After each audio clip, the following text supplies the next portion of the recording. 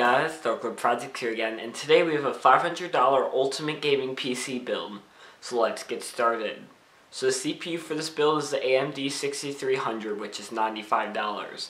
It's clocked at 3.5 GHz, it's 6 cores, and it's amazing price to performance. Now the really nice thing about the CPU is that it has 6 cores.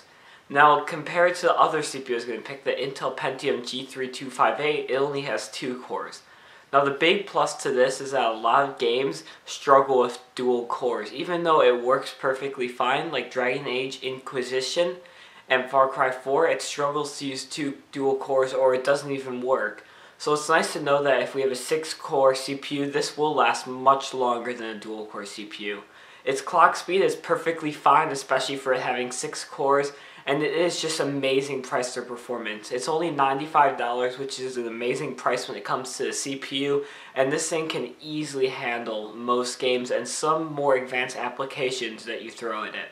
The motherboard for this build is the ASUS M5A97RT.0, which is $85.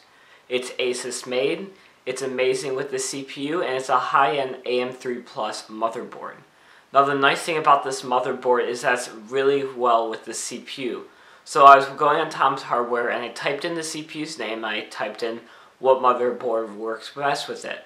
Now this is the motherboard that came up 5 times once I looked it up on several forums, 3 of them being Tom's Hardware.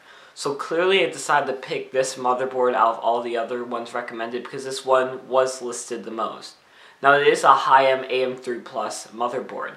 The nice thing about that is that you know it's not going to fail very easily because it does have a higher end price tag to it. Another great thing is that it is ASUS made. ASUS makes some of the top quality motherboards on the market currently, and it's nice to know that you're buying a motherboard from someone who has pretty good quality control and makes and manufactures amazing motherboards. The RAM for this build is the G.SKILL RIPJAWS X series, which is $70. It's 8 GB, 2 4 GB sticks, it's DDR3 clocked at 1600 MHz, and it's pretty high-end RAM while having a good speed. Now the nice thing about this RAM is that it's only $70 while it's still being a high-end RAM kit. I remember when this kit was around $85, so it did drop to about $15, which is awesome. This is some of the cheapest RAM on the market and very high quality. I've used this in several of my personal builds and commission builds, and so far I haven't heard any bad complaints from it. It's also pretty well made. It's not super cheap RAM like other cheaper DDR3 1600 MHz 8 GB kits on the market, so you know you're going to get something that's halfway decent. It's not, obviously the best RAM kit you could buy for 8 GB and all those specs, but it still gets the job done perfectly fine. Because this is a price to performance build, I didn't want to get something even more expensive than $70, so this RAM kit fit in this build perfectly. The storage for this build is the SEAGATE BARRACUDA, which is $49. It's a 3.5-inch HDD. It has 1 TB of storage and it's 7,200 RPM. So there's not much I can really say about the storage. It's simply the specs say it all. SEAGATE BARRACUDA does have a pretty good rate when it comes to failing, so it won't fail that much. The failure rate is very, very low. Just like the Western Digital Caviar Blue, they're very similar. This one is just a little bit cheaper, but I honestly prefer SEAGATE over Western Digital, so I decided to pick this one for the build instead of the Western Digital Caviar Blue. The graphics card for this build is the ASUS Radeon R9 270X, which is $160. It has the ASUS DirectCU2 cooler. It's clocked at 1.12 GHz and it's 2 GB of GDDR5 RAM. So there's not much I can really say about this card. This is kind of a higher end R9 270X. There are some more cheaper ones by MSI and EVGA, but this one is pretty even with them too. It does have the DirectCU2 cooler, which I really do like. Obviously the WindForce is some of the best cooling, but this one really goes up to par with the WindForce, which is nice to know. 2 GB of GDDR5 RAM is pretty standard for these lower end graphics cards, same for it being clocked at 1.12 GHz. Usually they're about 1.1 GHz, so this is a little bit above average. So you're not getting more of a cheaper one clocked at 1 GHz, so you're getting 0.12, which is nice to know. Now the R9 270X is really great when it comes to gaming. With its low price tag and awesome specs, it just makes a perfect fit for gaming. There's not much to say about it that it can play games easily at ultra settings 1080p, But I'm not going to say it can play all games at Ultra, but it can play a good handful of games at Ultra 1080p. You know, the lowest I think it could play games at 1080p is possibly normal, which still looks, you know, really nice. It doesn't, you know, obviously look like Ultra, but it's still very playable with a decent frame rate, and it does look nice. You know, most games start looking bad once you get lower than normal, but it's nice to know that this card can easily play most games you throw at it. The case for this build is the NZXT Source 210, which is $35. It's a great build environment, it's a nice looking case, and it's a quality case. Now the nice thing that I love to say about this case is that it is a quality case for its $35 price tag.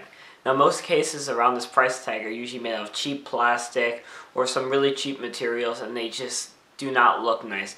Now the NZXT Source 210 is a nice looking case, and it's made of really nice material. It's not made out of cheap plastic, it's made out of solid aluminum, and it does have a nice paint job in it too, which is nice, so it does look like a nice case.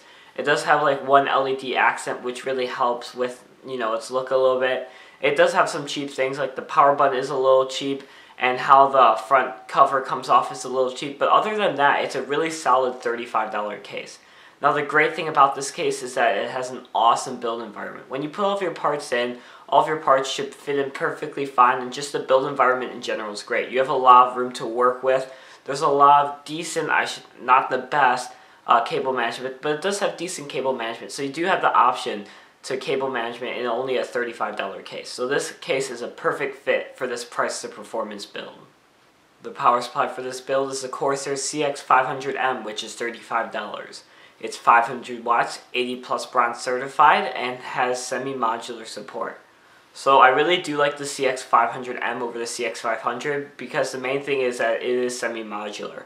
You can remove some extra cables that you won't be needing for this build. For example, the CX500 has a lot of extra cables I didn't use for my own build, and it does have a lot of higher end parts. So I really didn't need those, so they just kind of sit at the bottom of the case. You can remove those because it is semi-modular. 500 watts is perfectly fine for this build, and 80 plus bronze certified is pretty much standard for most power supplies. If it doesn't have bronze or higher, it's not really worth buying because it's just so inefficient, and you know you're not going to buy something with pretty good quality. So this is a quality power supply, not as good as like an Antec or a you know, any other brand out there, but Corsair still does make pretty decent power supplies, and I think it makes a good fit for this build because it does have a low price tag and meets everything we could possibly need for a power supply. So that's pretty much it, guys. Make sure to check out my Twitter, purepc.net, like, comment, and subscribe, and I will see you guys later.